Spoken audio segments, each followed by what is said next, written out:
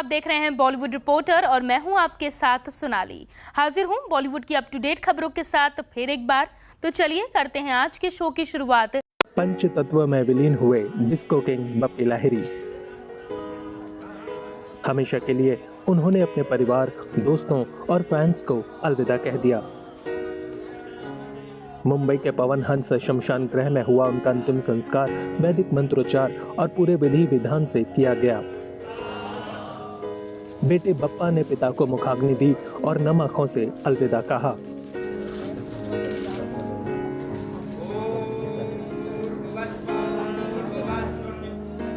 वहीं उनकी बेटी रीमा लाहिरी के लिए पिता के निधन का गम बर्दाश्त नहीं हो रहा और रो रो कर उनका बुरा हाल है। करीबी रिश्तेदार और बॉलीवुड के संगी साथी भी बप्पी लाहिरी को आखिरी विदाई देने पहुंचे। बॉलीवुड के कई सितारे भी उनके अंतिम संस्कार पर पहुंचे।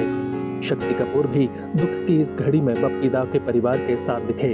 वो भी उन्हें अंतिम विदाई देने पहुंचे।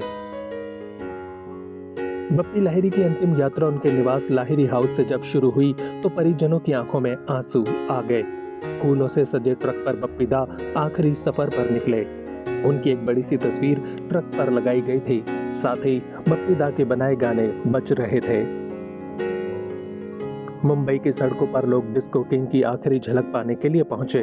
वहीं उनकी अंतिम यात्रा में अलका याग्निक, रूपाली गांगुली, सुनील पाल जैसे सेलिब्रिटीज शामिल थे। बप्पी लाहिरी का निधन मंगलवार देर रात हो गया था। पिछले 1 महीने से वो बीमार थे। उन्हें नींद से संबंधित गंभीर बीमारी हो गई थी। बप्पी दा का अंतिम संस्कार बेटे बप्पा लाहिरी की वजह से देरी से किया गया। बप्पा लाहिरी परिवार के साथ अमेरिका में रहते हैं। बुधवार देर रात वो पहुंचे और गुरुवार को बप्पी दा को पंचतत्व में विलीन किया गया।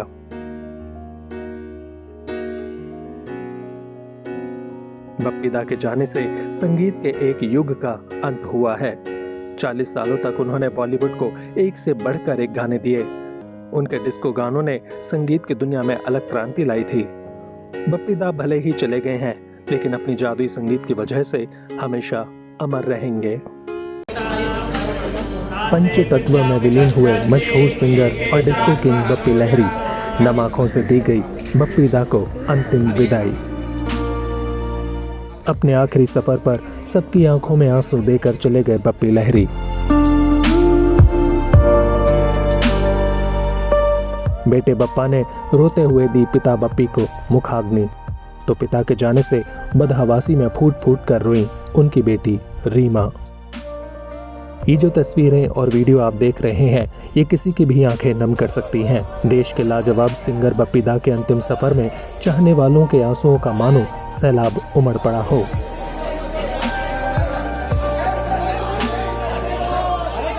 पापा पापा कहकर रोती बिलखती दिखी उनकी बेटी रीमा। आखिर बप्पी दा ने अपनी आखिरी सांसें अपनी बेटी रीमा की बाहों में ही जो ली थीं। वही बेटे को थामते दिखे पंडित। दरअसल मंगलवार का दिन पूरे देश के लिए बेहद दुख भरा रहा। बीमारी से लड़ते हुए बप्पी लाहिरी जिंदगी से जंग हार गए। मुंबई के जुहू स्थित क्रिटी केयर हॉस्पिटल में आखिरी सांस ली थी। मंगलवार 15 फरवरी को रात 11:45 पर 69 साल की उम्र में बप्पी दा का निधन हो गया था। लेकिन अगले दिन यानी बुधवार को उनका अंतिम संस्कार नहीं किया जा सका, क्योंकि उनके बेटे बप्पा लाहिरी अमेरिका में थे और वे बुधवार देर रात ही मुंबई पहुंचे। ऐसे में आज सुबह 10 बजे पवन हंस शमशान घाट में उनका अंतिम संस्कार किया गया। सफेद फूलों से सजी चिता पर बप्पी लाहिरी के पार्थिव शरीर को रखा गया। बप्पी दा का पार्थिव शरीर पवन हंस शमशान घाट में पहुंचा। उसके बाद उन्हें अंतिम विदाई दी गई। बप्पी दा का पूरा परिवार इस दौरान वहां मौजूद रहा। विदेश से देर रात ही लौटे बप्पी दा के बेटे बप्पा ने उन्हें मुखाग्नि दी। पिता के जाने का गम उनके बेटे के चेहरे पर साफ दिखाई दिया।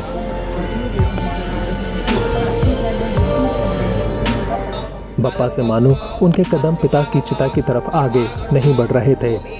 वहां मौजूद पंडित उन्हें सहारा देते दिखाई दिए। मंत्र उच्चारण से बप्पी दा को विदा किया गया।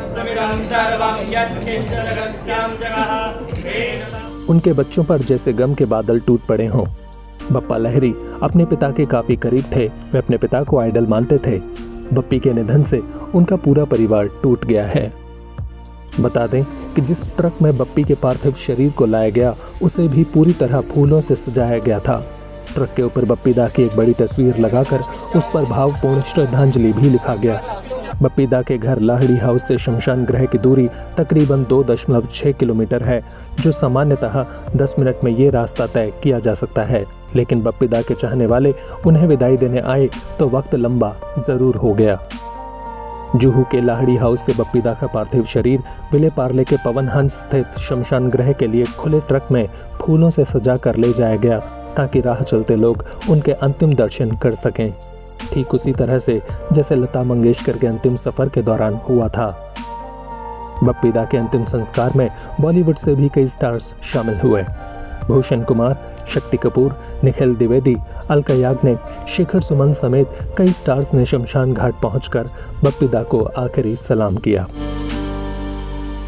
बहरहाल 69 साल के बप्पी दा को आज पंचतत्व में विलीन कर दिया गया। भले ही उगते सूरज में बप्पी दा को विदाई दी गई, लेकिन इसके साथ इंडस्ट्री का सबसे चमकदार सितारा भी हमेशा हमेशा के लिए अस्त हो गया।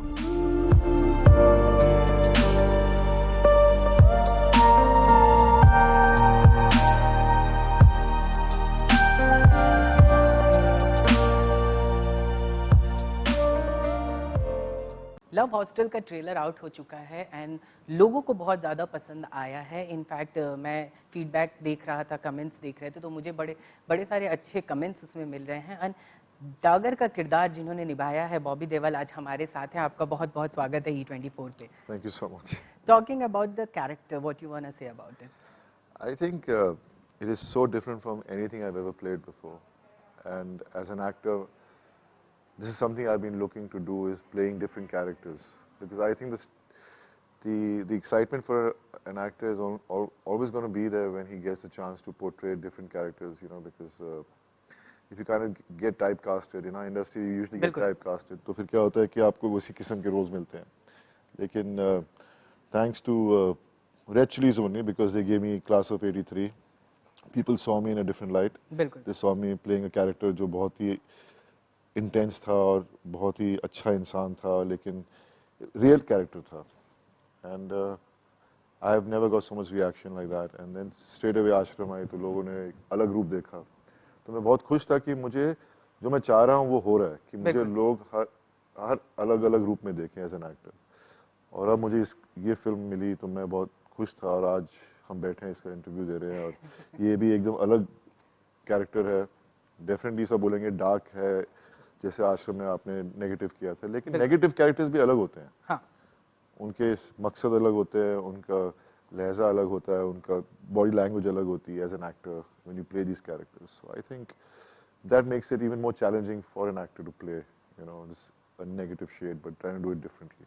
What made you choose this character? आपको क्या इसमें पसंद आया इस मूवी में जिसके लिए आपने इसे हाँ कहा था? मुझे कहानी बहुत अच्छी लगी। मुझे I love romantic films, I love romantic films, and this is a very intense love story. बिल्कुल। You know, two people on the run, fighting all odds, fighting anything coming in their way to be together. And me playing that character who's this strong entity who's going to stop them from achieving what they are was really exciting, because it was written in a nice way. It wasn't a caricature, it wasn't it's a very real character, you know. So इसीलिए आप जब photograph देखते हो तो इसमें मेरे यहाँ पर बर्न्ट मार्क है, नाक टेढ़ा है, वो सब प्रोस्थेटिक्स किए ताकि लुक सही दिखे इस कैरेक्टर की। फिर मैंने अपनी दाढ़ी को 3 महीने उगाया, दिन मेंटेन किया नहीं मैंने, कलर भी नहीं किया, so it gives it a very rustic feel, and then again it helps the characters look. And then yes, I had to use white color for my hair. So the whole look, overall look, was designed by Shankar, the director, and I think he's an awesome director. This is his second movie as a director, and I was so lucky to get a chance to work with him, and also to work with Red Chillies again and with Drishyam Films, because Red Chillies and Drishyam, they're very passionate filmmakers. बिल्कुल। और वो हमेशा अलग, आपने देखी होंगी उनकी फिल्में, वो अलग अलग किस्म की फिल्में बना रहे हैं जी, यू नो, क्योंकि OTT प्लेटफॉर्म पे आप आराम से बैठ के ऐसी फिल्में देख सकते हैं, and you can enjoy them. बिल्कुल। And then working with Sanya and Vikrant, आजकल के नए बच्चे, very talented and so sincere and dedicated to their work. You know, it's so much fun to see them. You know, and when I saw the film also, they're so natural. और उनकी performance में ऐसे नहीं लगता कि एक effort है, बहुत real, and they've done it such a nice way. You know, so when you watch the film, you really enjoy them.